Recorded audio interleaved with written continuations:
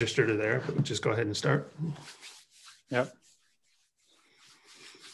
Okay. Hello, everyone. My name is Blair Satterfield, and I'm the chair of the architecture program at UBC Sala. I think most of the people attending here were at the open house. So, keeping introductions relatively light. Emma Fennell, who is our outreach coordinator and does far more things than that. Case Lockman, the chair of the landscape architecture program, is here. Adam Hua, who administers the landscape architecture program and I think the BDES program and the outgoing ends program, and then all of the kind of satellite of programs related to MLA is here. And Janice O'Donnell, who administrates the architecture program and the MASA program and all of the programs that kind of hover around architecture is here as well. Today, what we're going to do is I'm going to take you through a presentation that talks about some strategies and some things that all of you may want to think about when you're putting together your portfolios for graduate school, or really it applies to anything. If you're just here to get information, you're going to apply somewhere else, it should still work. But hopefully you're going to be applying to UBC. After I get through the presentation, what I'll do is I will pop back to this screen, and then Case and I will field questions that anybody might have on how to organize a portfolio. And then if there are other questions that are more about the program and things like that, Janice and Adam can help us in that regard. All right, so without further ado, I'm going to share screen. And just one note there before Blair starts, if you want to ask questions, please use the Q&A tab rather than the chat tab, because the Q&A tab, you can upvote things so we can answer the questions that most of you think are of immediate importance to be answered. That's great. Thank you, Case. And Case, Janice, Adam, y'all can see the image on the screen? Great, we're good to go. Okay, this is a talk that I have given multiple times that has to do with portfolios. And the way this talk is designed is more to help you if you've not designed a portfolio before, or if you're kind of reorganizing a portfolio so that you can apply to a school. I also use this sometimes when I'm talking to people who are setting up a portfolio to go apply for jobs out in the workplace. Portfolios come in all kinds and sizes. I think increasingly that's changing. The sizes and the types that we'll deliver to people that we're basically trying to introduce ourselves to now includes digital. And I think most of our work is now being submitted in a digital format. So one of the things I wanted to really make clear is that even though we're increasingly doing digital work, the rules of design that I'm going to talk to you about apply whether you're doing hard copies or you're doing digital copies. And very often one strategy that designers use is they will actually use the same format for both. So they'll organize the portfolio once and they'll output it and upload it in one medium or another. So that's something else you might want to think about. So when we start to talk about portfolios and we begin to work through it, there's some things that you really should begin to consider. And I've made a list. You should feel free to take a screenshot now. And also, as I understand it, this is being recorded and it will be accessible at some point that Emma will help us find and give you the kind of location of coming up. So first thing to consider, if you're doing a portfolio that's physical, I would argue that you should never use a comb binding. We're going to talk about that later. There's a reason for that I'll also drill into a little bit more. Three more things that improve a portfolio: use ample white space. Set the levels for your images. All of these things I will touch on as we move through the talk. Use only one typeface and use it in 3 sizes. If you are coming from a design background or you have, say, a background in graphic design, you can, of course, feel free to break or bend any of these rules. But if you're not comfortable with or you're new to the design profession, These are rules that kind of keep you safe and keep you from making mistakes as you move forward. 7 more things I would argue that you can do to improve a portfolio. All of the above, plus use color sparingly and use it with intention. Use a grid and make everything align. There'll be more on that. Sequence of work is something I'll talk about at the end of the talk. I would argue that we should sequence work based on content and quality, not on its birthday. Something that you'll see quite a bit is somebody will put the first project they ever did and end with the last project they ever did. I don't think that's a very good strategy, and I'll describe why in a bit. Choose a size for a physical portfolio or a digital one that's easy to print or easy to handle and view. Write concisely and edit. I think it's a misnomer that people who are reading design portfolio also aren't reading text. One of the things that trips you up really quickly when you're reading through a portfolio is seeing something that's misspelled or seeing a mistake in the writing. It's not the end of the world, but it's something that you can easily hawk and look for, which brings me to number 11, which is spell check. So all of these things on this list are absolute recommendations for what to do. This list shows up again at the end of the presentation, so don't panic if you haven't collected all the content that's here. The first thing I'd like to talk about a bit is sequence. So the order that you put your work in is as critical often as the work itself. So when you're thinking about sequence, one good thing to think about is how we tell a story or a narrative. And I contest that with a portfolio, you are doing just that. You're telling us a story about you. You're telling us a story about how you see the world. You're telling us a story about how you use design and writing and making to express those ideas and express your point of view about the world that you inhabit and the world that you engage. When you look at these 16 images that are up here, these are frames from a film called Walk on the Wild Side with an arrow pointing to the right. It probably looks a little bit disjunctive, a little bit confusing. Part of the reason for that is it's not supposed to be read left to right. It's actually supposed to be read in columns up and down. There's a little arrow in the upper left-hand corner of this frame that indicates how you're supposed to read it. And if you begin to look at it the way that it's intended to be read, it starts to make a little more sense. You see of course, sort of zooming in on the eyes of the cat. You see the cat moving down and a kind of movement between the whole of the cat, a kind of an overlay of the eyes on the body of the cat, things like that. So the narrative works better when we know how to read it. It's something to think about when you're putting your own work together. Also, when you think about layout, often there's some confusion as to whether or not a layout has to do with a single spread, like it does in the series of pages from a really well-known and well-regarded graphic designer named Bruce Mau. Or when we think about layout, are we thinking about the entirety of the book? And I would argue, yes, you need to design both. And so as you're laying out individual pages, you can begin to think about rhythm or repetition or kind of visual cues that allow you to find yourself or indicate when you're changing projects, things like that. So very frequently, graphic designers, when they're designing a book, will design each spread specifically, but then they'll pin up every page of that book and read it as one single territory and try to think about how it performs. And I think that's something that each of you should and could do as you're setting up your own portfolios. Photography is going to be very central to how you express yourself, especially if you're making things, whether they be models or furniture or things like that, or even photographs themselves. When you're using the camera, remember that the camera is a really powerful tool that also allows you to begin to tell stories about what you're doing. This pair of slides in this spread, it's part of a book about graphic or about architecture projects, does a great job of illustrating this. So one thing to think about is that with even 2 images, you can think of them both as representative images of an object, but also as an animated sequence.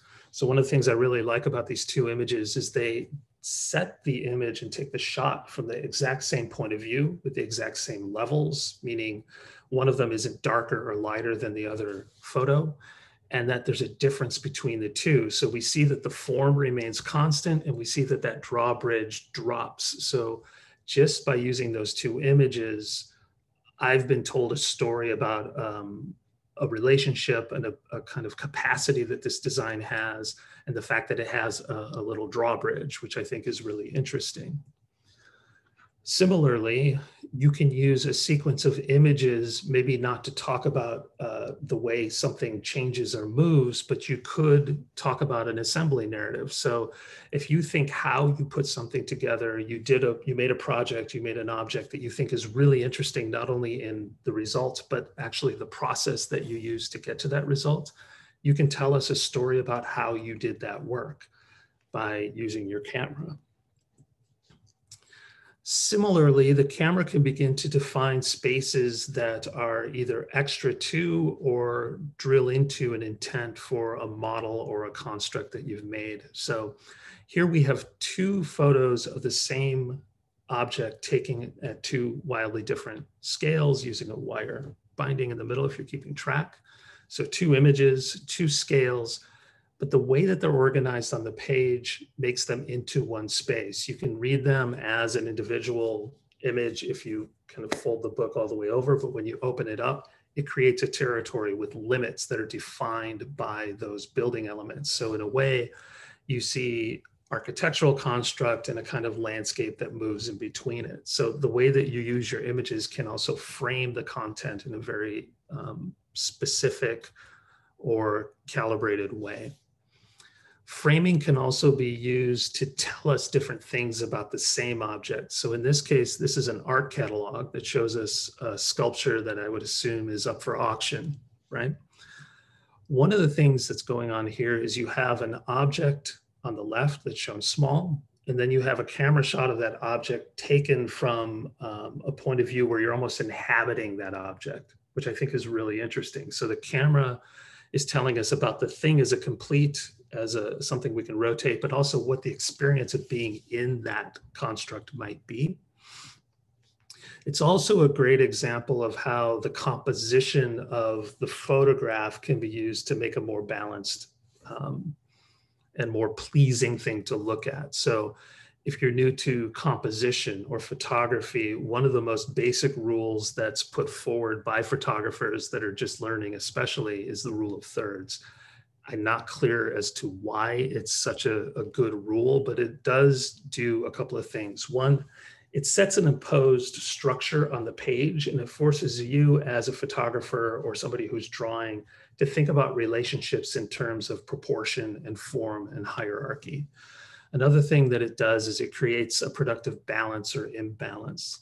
To prove the point, a couple of years ago, I walked kind of through my neighborhood, went behind an old crummy building that's somewhere very near where I live, and I found a pipe and a light, and I took a photograph of it, but I took a photograph of it using the rule of thirds. And part of the reason I did that is I wanted to be able to prove a point in a situation like this.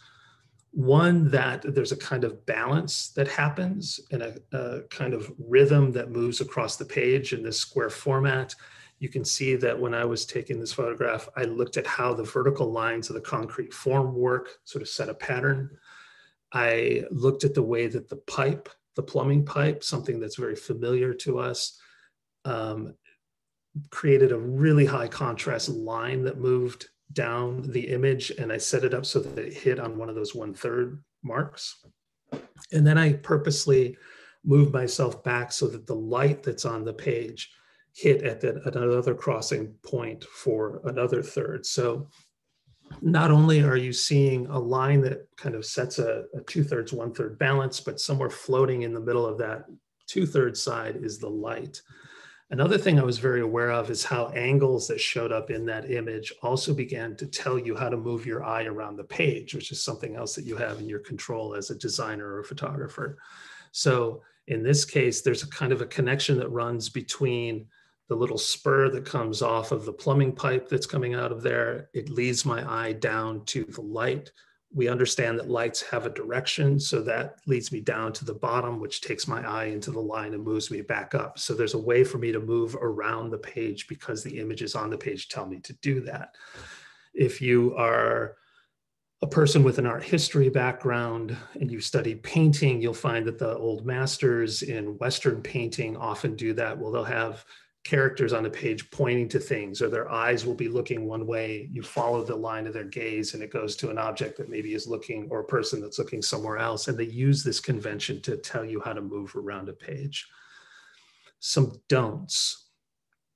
Don't use blurry backgrounds or bad photographs. I would argue that no photograph is better than a bad photograph, because a bad photograph shows that you're either not critical about what you're doing or you're not capable of holding a camera still, and either isn't really a good thing to communicate. Use a tripod if you're going to shoot. If you're out in the field, of course, do what you need to, but if you're shooting models or things like that, keep that camera dead steady so that there isn't any kind of variation or subversion of the image that you want to take because you're not holding it still. Think about what's behind the image. One of the things that we have been conditioned to do throughout our lives is to edit. If I go to a wedding and I see two people that I know standing in front of a building after they've been married, I see them. I don't see that the building has cracks in it. I don't see that there's a dirty streak down the window, or that there's something else going on in the background. I kind of tend to edit that out. A camera does not. So if you have an image of a model or something that you're really trying to present, pay attention to what's around that model.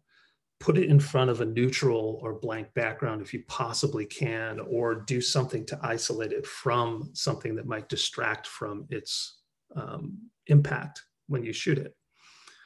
Don't be vague. I have no idea what this photo is supposed to tell me. This is part of the reason I picked it to put into this. It was a photo of a model that a student sent me once, and I kept it because it didn't work. Don't use low contrast or blurry images. So when I talk about setting levels, make sure that there's a true white and a true black, and that you're being very careful about how images are balanced. Here's a good example of a great way to shoot models. These are two construction details that students from our undergraduate program made a couple of years ago. And they did a couple of things. You should recognize the trick of taking the same shot of the same construct from the same angle and then removing exterior portions to show that this model can be disassembled. It's also set up in front of a white background. So it's completely isolated and floating. It's not necessary, but it actually works really well. And then there's consistency that goes through. The color balance is the same, the color temperatures are the same, and the brightness is the same on both images. Be very careful about composing with photographs and making highly busy, kind of messy layouts. One of the funniest things in the world to me is there's this catalog that's now online, but it used to be a stack of almost like an encyclopedia of things that you could buy to put in buildings called suites catalogs. And the graphic design in the suites catalogs was probably the worst in the world. And it's really funny that they use these catalogs to sell to designers that are visually literate products that they wanted them to use, but then they'd have layouts like this in the catalog. So this is a great example of what not to do. If you're new to Photoshop and things like that, don't get enamored with filters and effects. Just be true to the work that you are putting forward. So, lens flares are kind of a no-no unless you actually absolutely know why you're doing it. Using twisty things and things like that to mess with your photo probably shouldn't be done. Page structure is something now that we're going to talk about. When we think about how we lay things out, think about impact and think about performance. Also think about your audience, something that you'll be hearing quite a bit about, and hopefully one of the reasons you're interested in a career in design is because you're an empathetic person. You're actually interested in working in support of and to benefit others. When you put together a portfolio, it's really important to think about who's going to be reading that portfolio. right?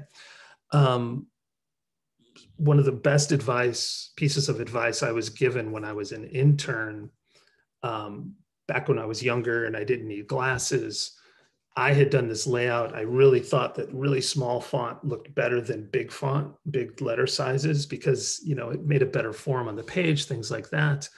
And a mentor looked at my portfolio, told me he really liked the portfolio, but that I should remember that the audience for this portfolio are probably people who are more senior because they've been through a practice or they're owners of a practice, things like that, which means they're probably older. It means that their eyes might be failing. And that one of the possibilities, if I sent a portfolio to them that had really tiny or letters that were really difficult to read, is instead of them thinking about my work, they're being reminded about the fact that their eyes don't work as well as they used to, and they're in a bad mood. So that really stuck with me because it talked about not only how we want to be perceived, but how we think about others as they're looking at the products that we make or the way that we work on things. So whether we're designing a building for somebody who might be differently abled, or making a portfolio for somebody who just might be a little bit older and might need glasses like I need glasses now, it's a really important thing to think about when you're doing your work, is how the person receiving your work is going to interact with it. Another performance issue or item that's easier to control is how you organize a page. So don't fall in the gutter. The gutter is what we call where two pages come together. If you're doing a layout, you want to think about the final format and the final form of the portfolio you're putting together. So if this is going to be bound, you want to leave enough white space at the edge of a page so that there's space for that to come together at a binding point. So if you pick up any book and open it up, hopefully the letters aren't falling into the gutter so you can't read them anymore. There's some kind of buffer given for that. So you need that empty space between the edge of an image or the edge of a block of text and where that's going to be bound.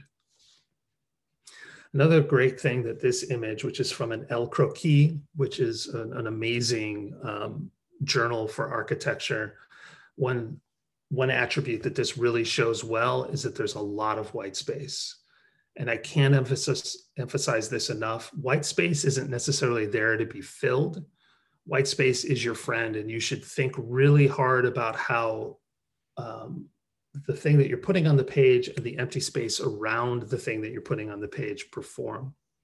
So let's talk a little bit about white space.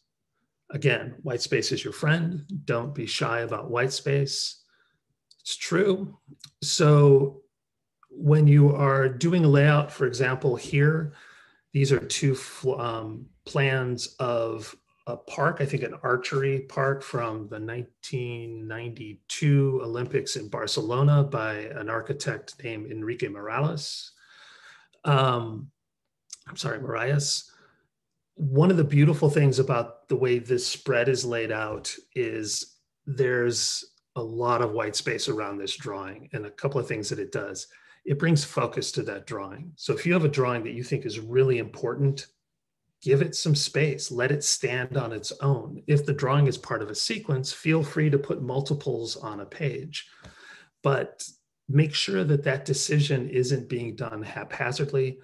Think really carefully about what you want the reader to see and how you want them to perceive the information that you're putting on the page. So a series is a really important thing to be able to communicate. The fact that you think this drawing, for example, is really important, equally important to communicate. And again, your bestie white space is there to help you with that.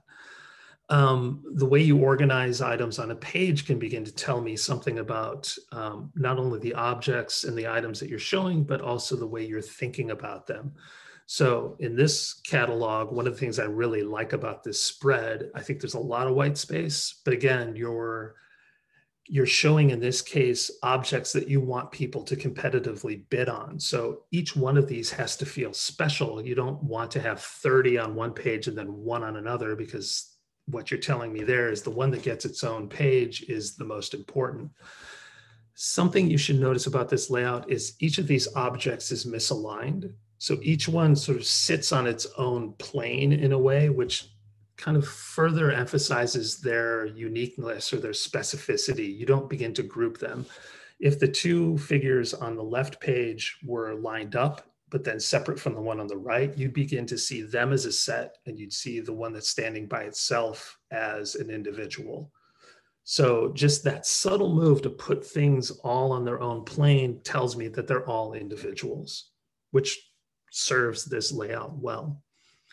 You can also think about how images perform. So on the left-hand side, you have a drawing shown as a drawing, but then you have a figure ground that sits on the page itself that relates to the drawing above it. So I can see that those forms are the same, they're oriented the same.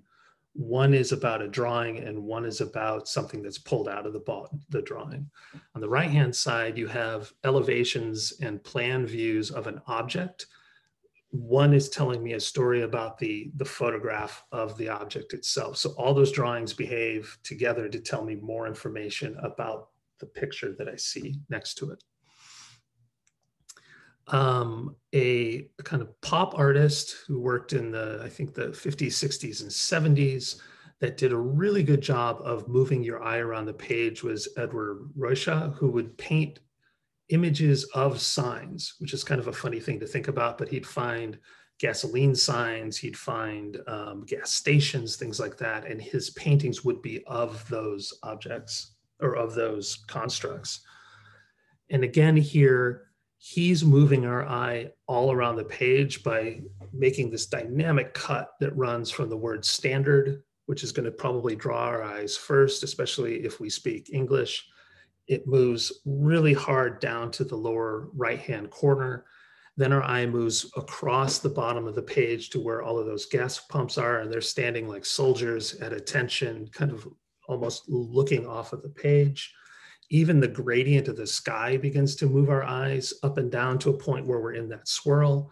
And then the person laying this out, because the painting itself is something that's in a catalog, really wisely put the information about the painting at the point where your eye is always going to land. So not only did the composition of the painting work to move your eye around the page, the graphic designer had a kind of meta layout that also performed in relationship to the content in the painting. Page organization can help you tell a story. These are all images of an object, but they're organized in such a way that we see form, and then we see skin and surface, and then we see structure, and then we see a kind of resultant assembly. And then because we're moving from left to right, we have some text on the left that introduces us to the idea and some text on the right that tells us about the consequence of all of these moves. A very effective layout. Sometimes your layout may follow form. So with this bridge, you have a stack of horizontal elements and you're orienting both the image and then the drawings of the bridge that come underneath the image in the same way so that we can see them as a grouping and we can understand them in relationship to one another. Sometimes you can use cropping to tell us something about the image that we can't see. So here, cropping here, because the image pushes all the way to the edge of the page, it's telling us that there's a bigger space outside of that page. If you're drawing an urban condition, you might use this, this approach where a subway or a bigger system is huge, it's vast, it's really difficult to capture on a single spread. So you're telling us both, one, that this is big, and two, this is the area within that bigger assembly or construct that you want us to be focusing on. Same's true with this kind of simple layout of a tree where we have an object. The rest of the tree isn't really critical. What we really want you to focus on is how we begin to cut timber or lumber and get those specific timber pieces from a tree. I would argue that in almost every case, you should use a grid, or at least start with a grid to add a kind of order to what it is that you're laying out in your portfolio.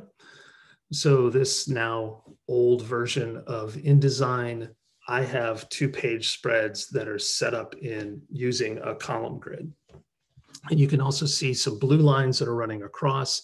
I set a couple of datums that I could put titles on and things like that. So when I was starting a layout, I could always organize it in relationship to other pages within my portfolio.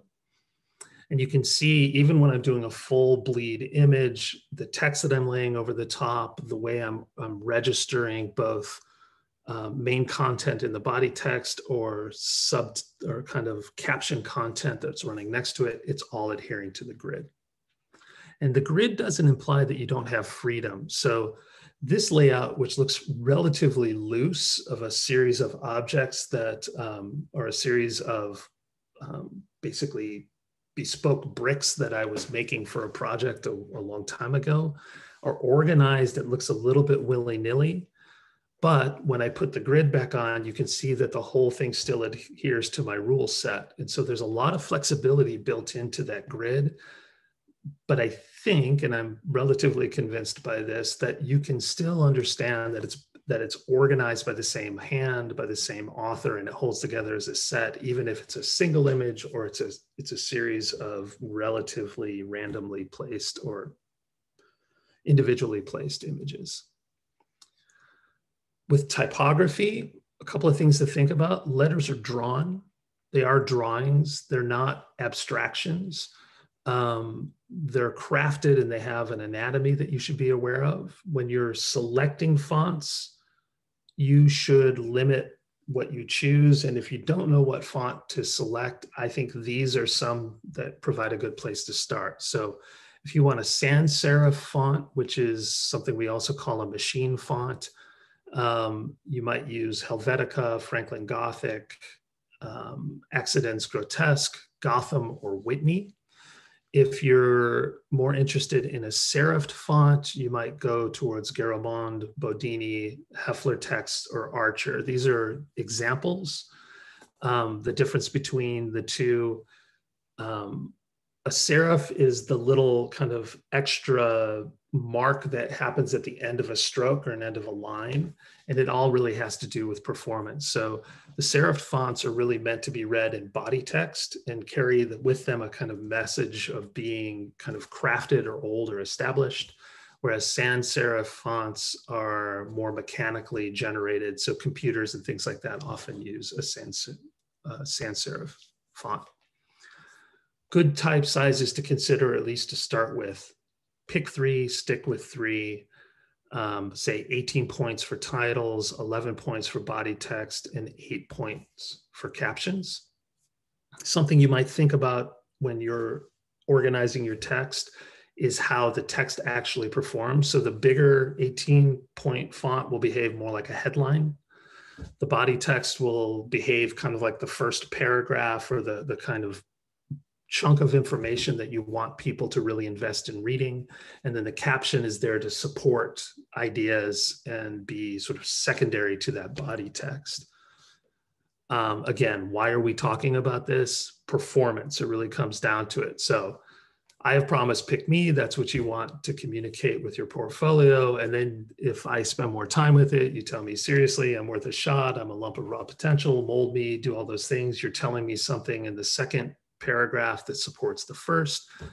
And then the third little bit of caption is for people who are going to spend even more time, or they might want to know something specific about an image that you want to see. So again, everything I'm talking to you about has to do with performance. There are books out there that can help you learn more. This is one that's now close to 30 years old, but it does a really good job of describing how fonts work, how texts behave, how letter forms behave. And if you're interested in such things, there are a lot of good options for learning more about it. If you're going to use color, again, use it sparingly and use it with intent. So even in this slide, I used it just as a way to differentiate two words. If you are printing out, or even, I think, broadcasting on a screen, make sure that your resolution and your color is set to the right format. So if you're doing printouts, 300 DPI is basically full scale, and it's what you want to shoot for.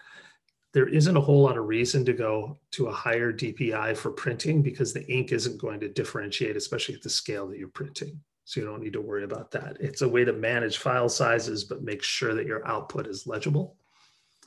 If you need to do a hard copy, don't make your portfolio super big and really difficult to mail or to print. It's just going to make your life miserable. I know that it's tempting to think, well, if I have this big portfolio, it's going to distinguish itself, maybe for the wrong reasons. Don't make it too small. Again, think about performance and how the reader is going to be able to handle it. You don't want the thing to get lost. I would argue that you should be working with sizes that you don't have to crop physically, that come out of any machine. You can mail a file halfway across the planet and somebody there could print it out. Make it do the best job that it can in a kind of more standard way, I think is probably the best bet. A wire binding is a good bet if you need a cheap binding. I like it because it lies flat. It has a degree of kind of sturdiness. I did my tenure document and my application document for all the jobs that I applied for to be a professor using that binding, which should tell you that I trust that binding.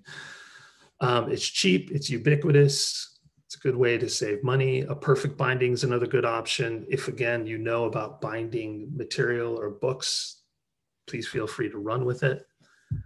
One of the reasons I hate plastic comb bindings is because your document gets diminished by that binding. It looks like you work for a kind of mid-sized town's planning department, or you work for an engineering firm and you're just throwing a report on a page. It's cheap and it communicates as cheap and easy. More than likely, if you're going to be printing a hard copy for somebody, you might be using a print service like Lulu or Blurb or Tellwell. There are a bunch more. I'm sure half of these are now dead and there are new ones that have replaced them. Apple has its own, I think, printing service. Some of the other platforms do as well. Staples, if you're in Canada, actually does a really good job with printing. Again, my tenure document was printed at Staples, which is me communicating that I thought they did a good enough job to trust my job to it. So I would feel comfortable going there. But I think more now, if you're going to put your work online, you might be thinking about things like Issue or some other. Behance is another kind of platform that you might use to begin to publish or communicate your work. When you are putting together your portfolio, if you are going to use, say, a software package like InDesign, you're going to want to export your portfolio, give it a title that's legible and understandable, and export it to a PDF that reads in a book form. And I think as you're submitting your materials to either Adam or Janus with your application, we're asking for a PDF file that behaves like a book and that is legible like a book. So if you want it to be read as individual pages, make sure that it's structured that way. If you want it to read as spreads, make sure that you're able to set it to read as spreads. So the last bit of information I really want to talk to you about has to do with sequence, what order you put your work in. So let's say you have 5 projects. A is your first project, E is your last project, and you did the first one at the beginning of your kind of growth as a designer or a maker, or maybe it is from an undergraduate class that had to do with one of those subjects, and E is the most mature project. Typically what we see is this, it's chronological. The student either starts with first and goes to last, or starts with the biggie and then goes to the first thing they ever did. And one of the problems with that, I think, is that it doesn't tell me anything other than the fact that you did one first and the last one last.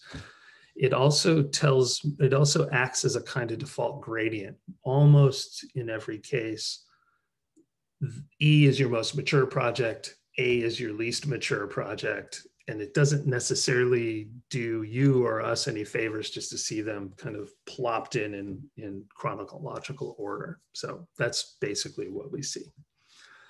I would argue that you should try to do this. I might start with a strong project, end with a strong project, and put a strong project in the middle. So if you want to rank your projects, Begin and end strong. That's definitely important because the first impression and the last thing I remember as I go through a portfolio works that way. I think the one in the middle is also important because it's what you're framing with the rest of that content. And then it's not that you're hiding your weaker projects, but it does kind of give you a way to structure things and tell us that you think, say, D, E, and C are the most important. You can also emphasize, you don't have to give equal territory to every project. So you might give the first and the last project a little more space. You might give the most real estate to the big project that's in the middle, again, just a strategy.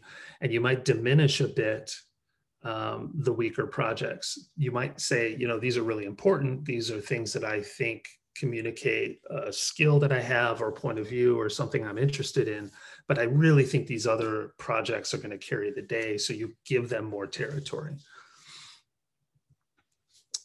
And then you can begin to really think more strategically about how these things are performing. So what I'm showing here, and I kind of thinking about portfolio I've put together in this regard, is that your first project might have two phases. So you might actually show it in that way, that there's a beginning phase that had to do with kind of research, for example, and then a culminating phase that had to do with how you process that research that you did and brought it forward as a product or an end result.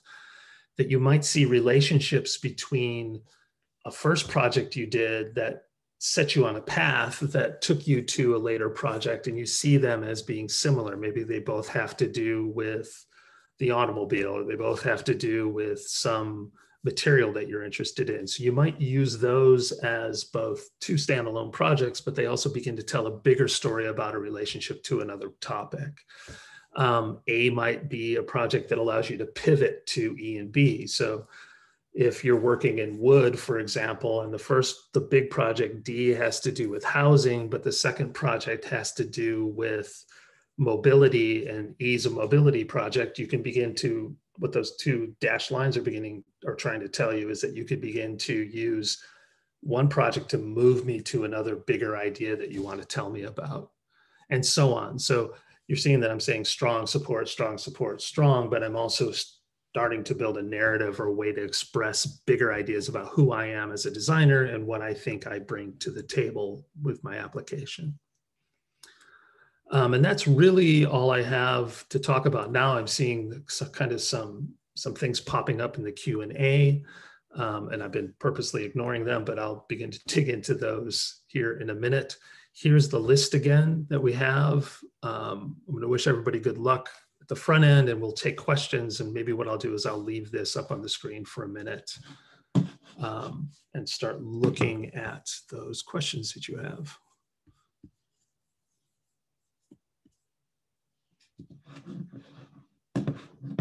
There we go.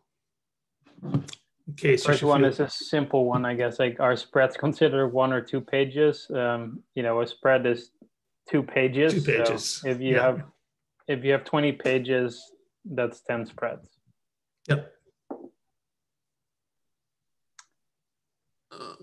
Okay, that's all from you folks to them. So questions.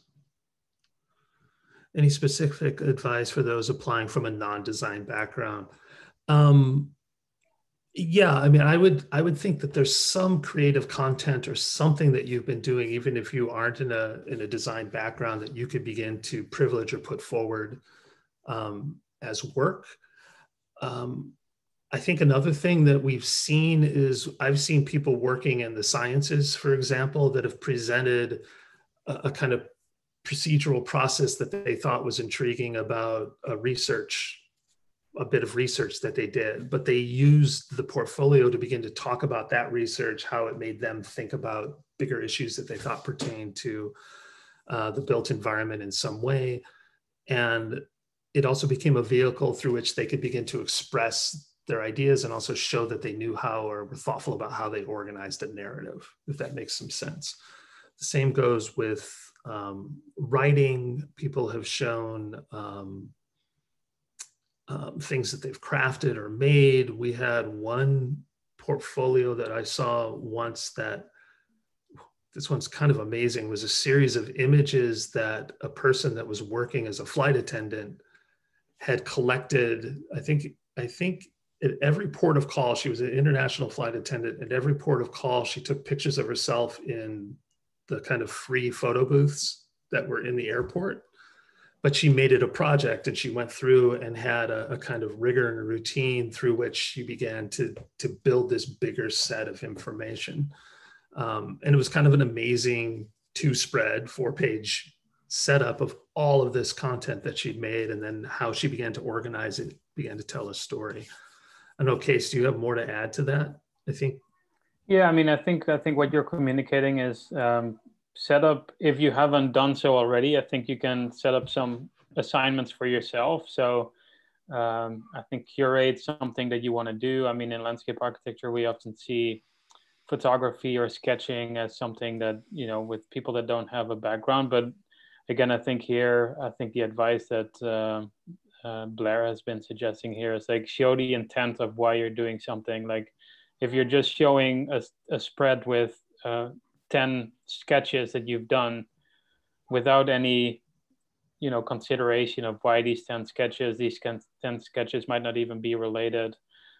So again, like sometimes it's, you know, if you're just showing 2 sketches, or you're showing like you know, I mean, we have exercises here that we do as part of students that are coming in around sketching, for example, like a pepper over a series of days, how the pepper is shrinking, for example. And, you know, again, like I think be creative. I think in a way that we're looking for people that contribute in a whole range of ways, and creativity obviously is one of them. So showing an intent, I think is always going to be a good thing. And again, like we understand that some of you might not have that background, and we value actually your other expertise that you have. So yeah. Totally don't get completely overwhelmed by the portfolio for those that don't have a design background. I think the essay, the statement, and other ways are ways to profile yourself in a way that are equally important.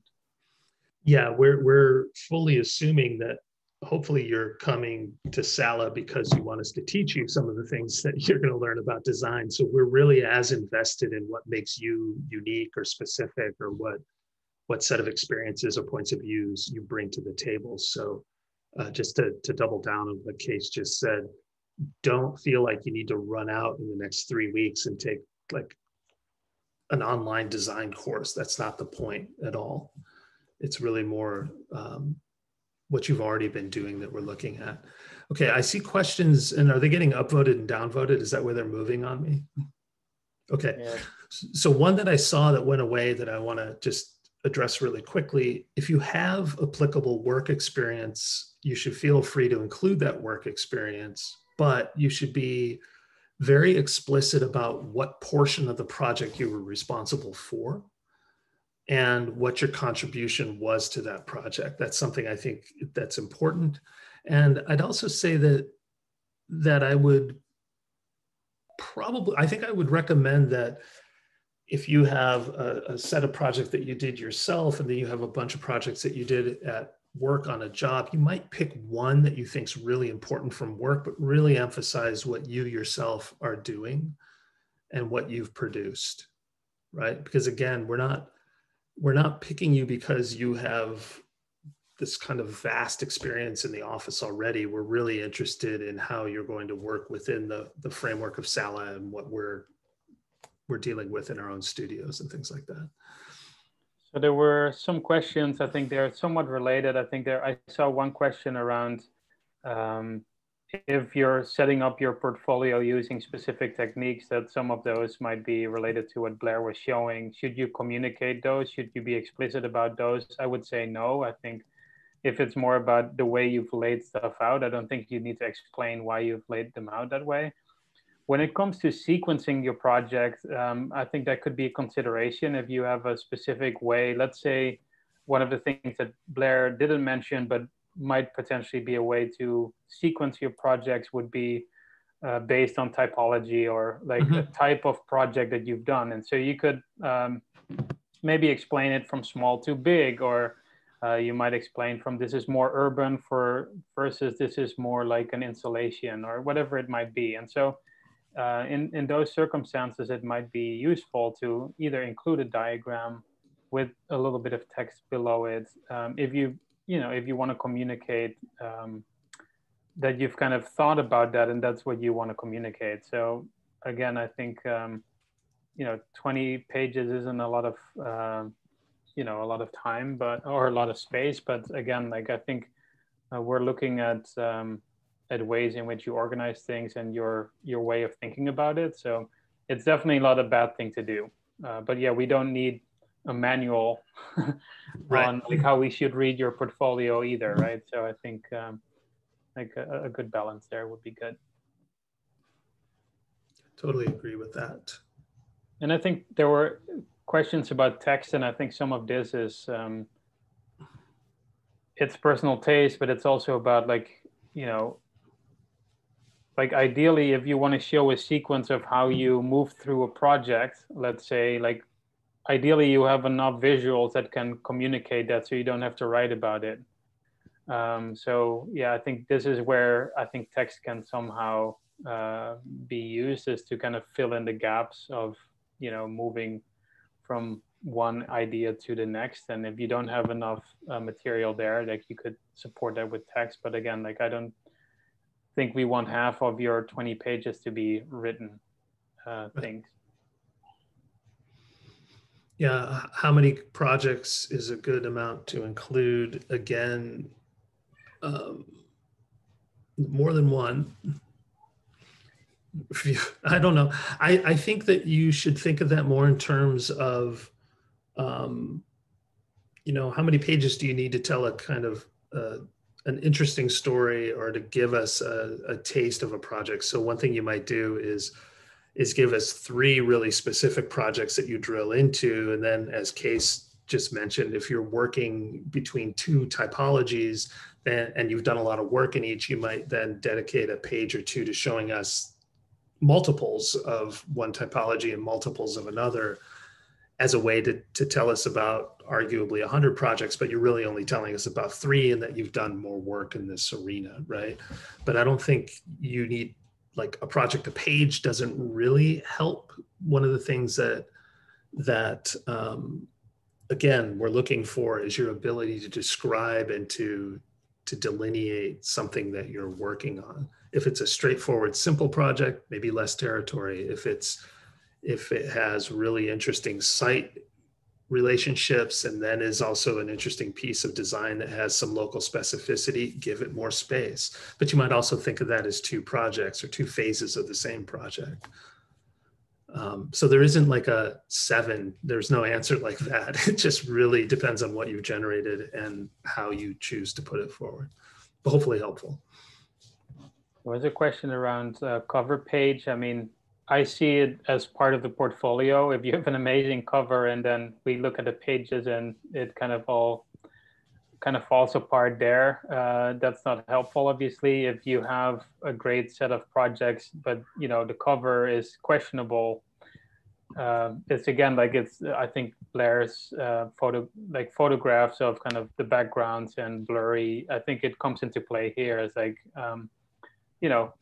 obviously also it's make sure that if you're submitting your portfolio to multiple institutions, the one that you submit to us has Sala on it. I've seen instances where it basically has a different institution's name on it. Never a good indication there either. So yeah, again, I think it's important, but obviously there's I wouldn't like overdo it.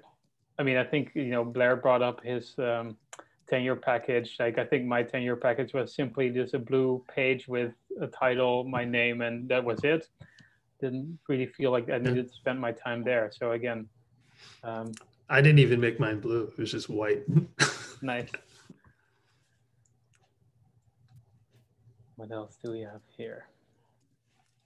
I'm answering Sharin's typing it, so hopefully everybody will see that. Is it weak or unreasonable to end the portfolio with other work section, which represents some personal projects like paintings? I don't think it's unreasonable. Again, I think what I talked about earlier, I think we see that very often with sketches and photographs or travel experience. I think you want to curate it, right? So I think tell us a story there of why that painting is important, or like, again, like if it's just like a spread of like 10 paintings you've done and they're all the same size and we don't really see what you're trying to communicate, I think, you know, unless they're like amazing paintings, you know, but then I would say again, like curate that. So it's totally fine to have other works, but you know, what is other about them? I think that could even be a question. So yeah, Yep. think a little bit about that. Embedded links will be looked at. No, I just saw two heads shake no. I think I mentioned that as a great idea. I mean, I think, again, like what I would say is like, there's no guarantee someone will click on the link. Let me put it that way. But if you have a stop motion video, and right. I think their question there was like, yeah, you can lay out on a spread a series of still shots, for example, from that stop motion. And then in the description, you can say that for the full link, go here. Yeah. I think that's totally doable, but yeah, don't assume. We did have a film director come to the school. This was 9 years ago. And in that case, he had a CD-ROM with a film on it. And we did look at it. If it's a link to a 40-page portfolio, then no, we won't look at it. That makes sense. But if the media requires that. Exactly. So if you've provided stop motion, or if you've provided screenshots of an animation, and then you say, if you want to see the full animation, please follow this link. That seems like something you should do or could do. Who said what's a CD-ROM? Dang it. Yes. Something you put on your Christmas tree, I think. Now, any suggestions for what a resume should look like? That's a different discussion. That is a different discussion.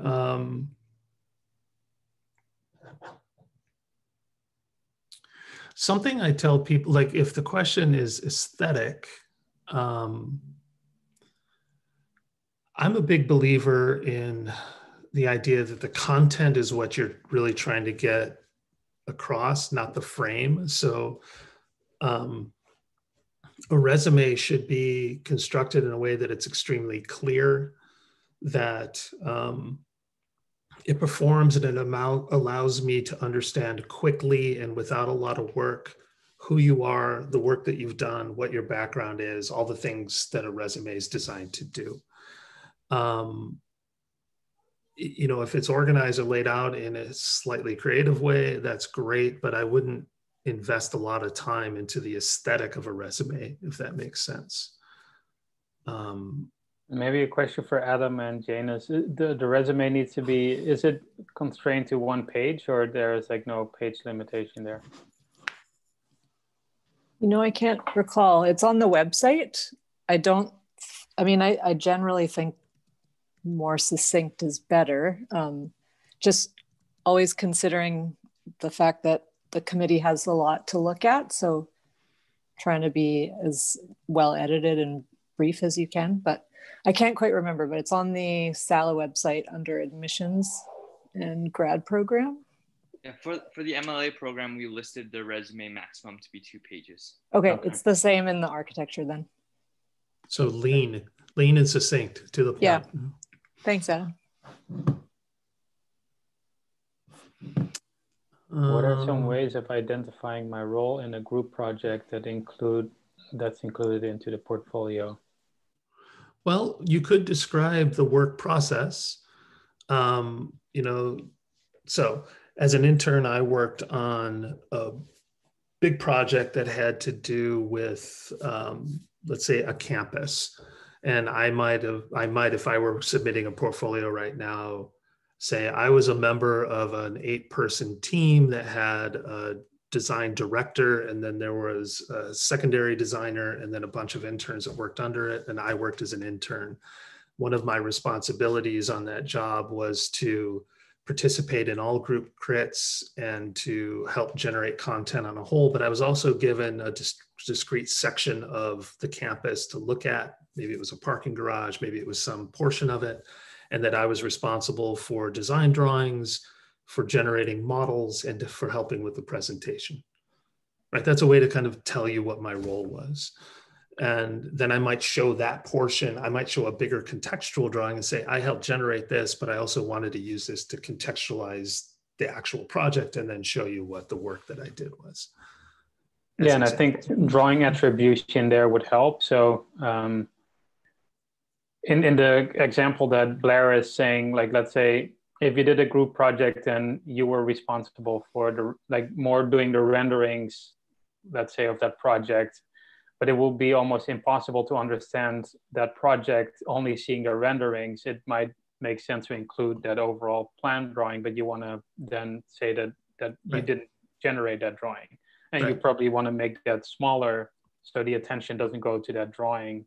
Again, that's where I think your layout would fit in. So, Or if you did a joint project, let's say you have an undergraduate in design and you had a collaborative project that, say, Case and I did a project together, I might describe that, yeah, it was a co-authored project. A lot of that work was flat and we had a flat exchange. I did these 6 drawings, but I want to show you this drawing that Case made, same scenario, right? Mm-hmm. Trying to see, we're running out of time here in terms of if there's any type of question here we haven't really answered. A person said that they were waitlisted last year, and when they asked for feedback, it was suggested that they show a bit of work process. Does every work need to have sketches or preliminary drawings, or can some drawings stand alone? Some can absolutely stand alone. Something also to tell you is, you know, part of the reason, I mean, the fact that you got waitlisted is actually it speaks well of your work. It's a super competitive program at times. And yeah, the idea, I think, behind showing process is just, in a way, it's communicating the same thing that Case and I were just talking about when we were describing our role in a project. Process also tells us about relationships and how you kind of think through something. And that's really what we're driving at. I think if you can do that for a couple of projects and then show a few others as much more invested in the actual end product, that's okay.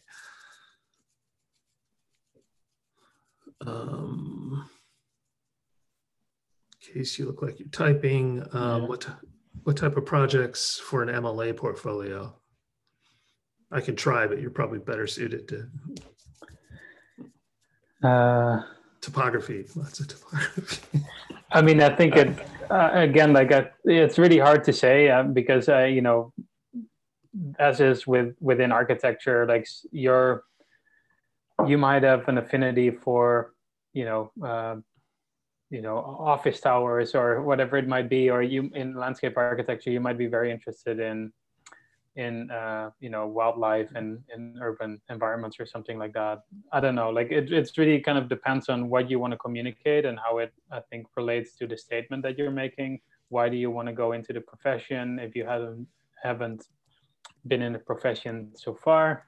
What are your aspirations, and how do the projects that you're showing kind of communicate your ideas and interests that you want to further develop while you're in the program? So I don't think there's any bad topic out there. So, you know, yeah, it's really hard to say what we want to see. I mean, we want to see how you see landscape and how you see the profession, and learn from you in the way you present yourself. So.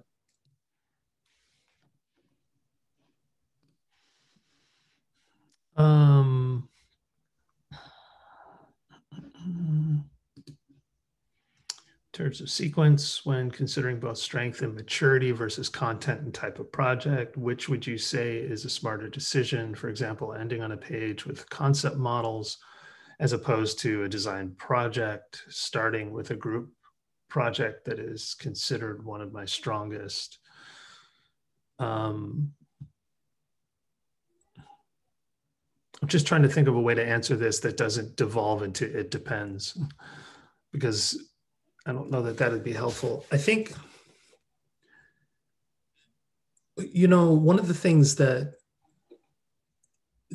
I think you could begin to think about in terms of this is, how can I say this? Be self-critical and also test your portfolio with other people.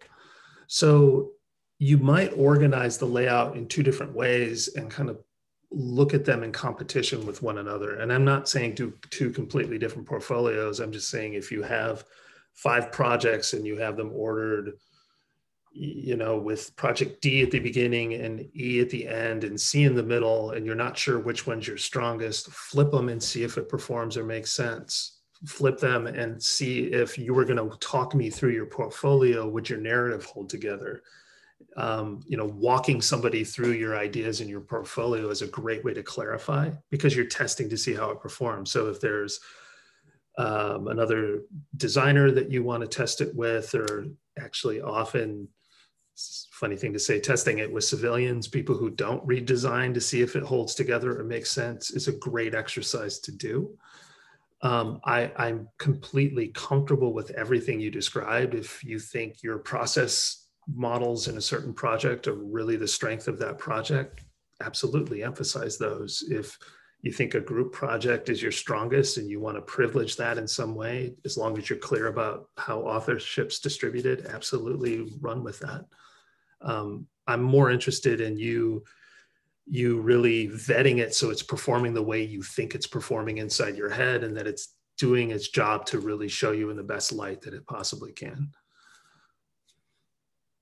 Yeah, and it's basically something that you'll continue to, you know, refine, strengthen throughout your education, because I think one of the things we're doing constantly is like design.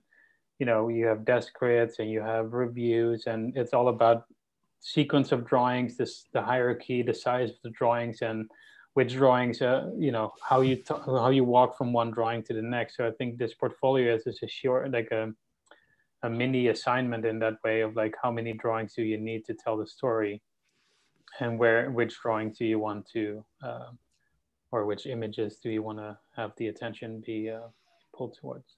Yep. Would you recommend using 2 to 3 sentences at the beginning of a portfolio to set the narrative? Sure, you might have an introductory little blurb at the beginning of each project too. I think anything you can do to help us understand what's going on and help us navigate your portfolio is a good thing. Some people actually prefer to just let the drawings do the work. Other people want to kind of chaperone the portfolio with text. Whatever makes you the most comfortable, and whatever you think does the best job of communicating your idea. For students coming from an architectural undergrad, and I'll assume the same for landscape architecture undergrad, how valuable is extracurricular design work? If the work I completed for undergraduate studio courses is my strongest work, will I be penalized for not emphasizing personal projects? No, you won't. Because I see, frankly, and I think Case agrees, if you did those projects in a studio, they're still your projects and your work. So I'm most interested to see how you respond to whatever problem set you put forward, and then the content you generate is what we'll be evaluating. So some people may be really heavy on personal projects. Other people are very squarely over their work in a program. Yeah, I don't think we bias in any way other than just how that portfolio performs. And I think, in like, not related, but as Blair was talking, I think in terms of thinking about what type of text to include, I think he was just talking about if you're presenting work that was done in response to a studio brief, that's a great way of including a little like tagline or something like that. Like, what was the problem you said for yourself, or what was the problem that was said by the studio, and what was your response to it?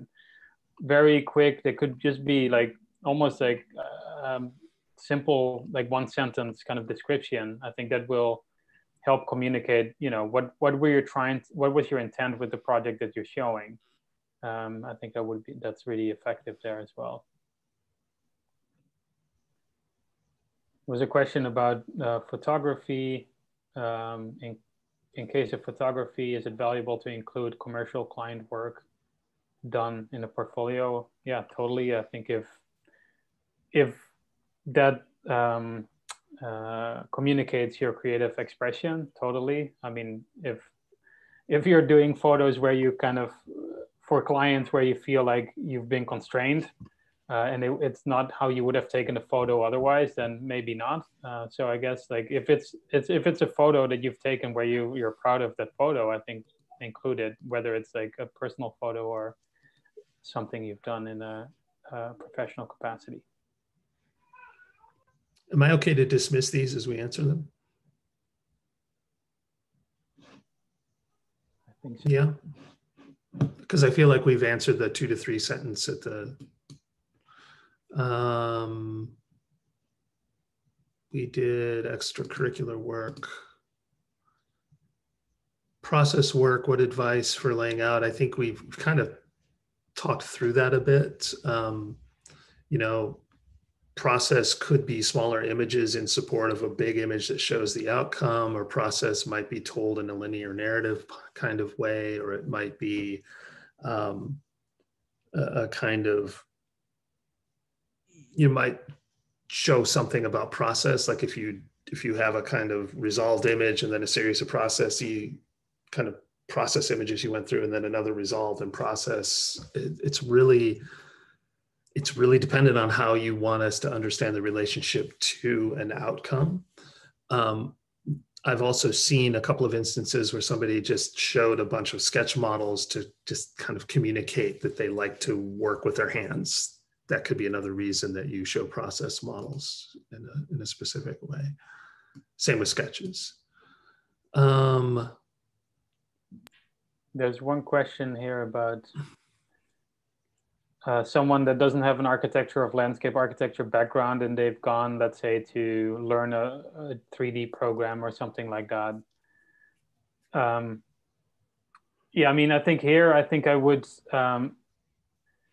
if you want to communicate that that you're excited about this and you've already started learning on your own, I think that's great. But I think you want to be self-critical in terms of, let's say you've started to tinker around with SketchUp yourself. Like, is it what you've produced, something that you want to communicate? So I think otherwise that can go into your resume. You can say you've done some of this work, but just showing like, something very crude in SketchUp that doesn't really reflect much kind of sensitivity to the subject, I would be critical about that. So again, I think it's a little bit, I mean, it's hard because obviously we read certain images a specific way, and part of your education will be learning to be critical about the work you're doing. But if you put something in there and you think that's an amazing piece, and we think like, oh my, what is this? I think that could really, that could not be a good sign. But again, it's a little bit hard to say, not seeing what is generated, but yeah. So I don't want to say like, don't put it in, but I would say like, maybe be a little bit cautious. Just because you've tried to learn SketchUp doesn't necessarily make you like a better candidate. If you've done it and you're shown that you kind of, there's a sensibility in the way that you're kind of using those tools, definitely. If you're collaging, you're learning to collage with Photoshop, and you're doing some interesting way of piecing different photography and sketches together, again, like we're not, we're open to seeing that, but again, like be critical there. Yep. I understand getting admitted is based on a combination of portfolio, statement, recommendation letters, grades, etc. If you were to weight each item, could you please name them from the most important one to the least? I don't know if I would necessarily say they're most important to the least. I think the portfolio is pretty important. I think your statement is also important. I hate to say this, the letters as well. I think, GPA and grades, you have to hit a threshold if you have a remarkable portfolio and statement and your grades meet the requirement, but they're not the tip top grades, we'll probably consider you strongly. If you have exceptional grades and your portfolio is just not cutting it, you probably have less of a shot to get in. It's really more of a balance. And some of these things are used to help differentiate between people. Yeah,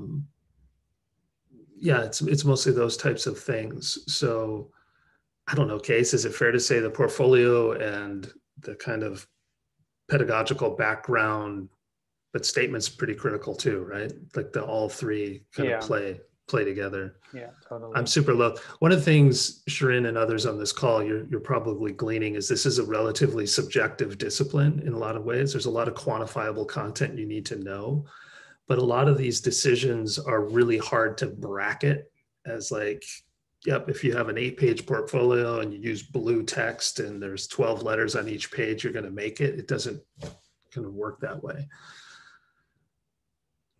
Yeah, and I think what I've seen works well is like, if you would have what you might consider, I wouldn't really want to use the word weakness, but let's say your grades at the beginning, the first 2 years of your undergraduate weren't all that great, and then they got better. I think there's a way to actually acknowledge that in your statement or something like that, and being critical again and aware of that and pointing it out might be good. Or like if you don't have a design background, like you could mention something like that. Or if you have a so I think there's ways to I mean, it's about us getting to know you, but also kind of knowing like how you see the world, but also how you see yourself. And so again, like it's a balancing process. I'll add too that you're being evaluated by a community of people who also think differently about things. So those of us that really teach design and live like kind of in a studio space might be looking for one type of thing, but we have history theory profs that also participate in the evaluation of portfolios, and they're probably going to read things in a different way than I might read them. The same with people who are specifically kind of studying and working in areas of technology might look at grades and kind of technical proficiency in a way that's very different than, say, the history theory person might be looking at those things. So it's really a kind of group effort on our side to evaluate you. And again, it's not to say that we don't privilege certain things over other things, but part of the reason that list of 4 different requirements is there is because we value those 4 different requirements. We don't just sort of have one up there just for the heck of it. So hopefully helpful or useful. I think in interest of time, I think we should consider wrapping up soon, Blair. Okay, yeah, absolutely. Some of these, I feel, some of these are pretty repetitive. Would music composition be a good idea to include? How would you show something like this? That might fall in the same realm as film. So if you did compose something, I think I would err on the side of how you communicate to somebody who's not proficient in that medium what you did to structure a composition, how you organized it, how you thought about its performance. Is there a way to kind of put that into layouts so that we can understand what goes into being a composer? I live with I'm married to a musician and have been around musicians quite a bit. And I do know that composers and architects, landscape architects are often kind of spoken of in the same terms, that there's a relationship to the work and the organization and the construction of a composition that relates very strongly to the way an architect or a designer might think about space and other things. Your job is to communicate to that to us, and then also potentially give us an opportunity to listen to it. But for me, I want to know how you got there and what your process is. Yeah, totally. Yeah, and again, like a lot of this also, I think the way that Blair started talking about is will be, you know, hopefully we'll see some of that kind of reflection in your essay, or it would be really kind of interesting to see like what do you think the relationship is between music and architecture, for example, and then, you know, your portfolio would then be a supporting piece to that. So again, the two will work together there. Right. All right. Anything else, Adam and Janus? We've been sort of rolling over the top of this thing. Is there anything kind of more broadly that you want to broadcast to everybody? Not really for me. I feel you guys are sort of the owners of this realm. Okay. Same goes for me. Okay, great. Well, thank you both for being here. Case, should we call it? Yeah, thanks, Blair, for sure. Thank you. And thank you, everybody who's on the call. Thank you for the questions. We understand that this is kind of an important decision and can be stressful. If there's any way I can tell you to worry less about it and just sort of kind of believe in what you're doing and kind of invest in the process and the projects that you're putting forward and just go with it, do so. We appreciate your time, really appreciate your interest, and look forward to seeing hopefully a lot of you in the coming terms. All right, thank you all. Good luck preparing everything. Bye. Bye. Bye, everyone.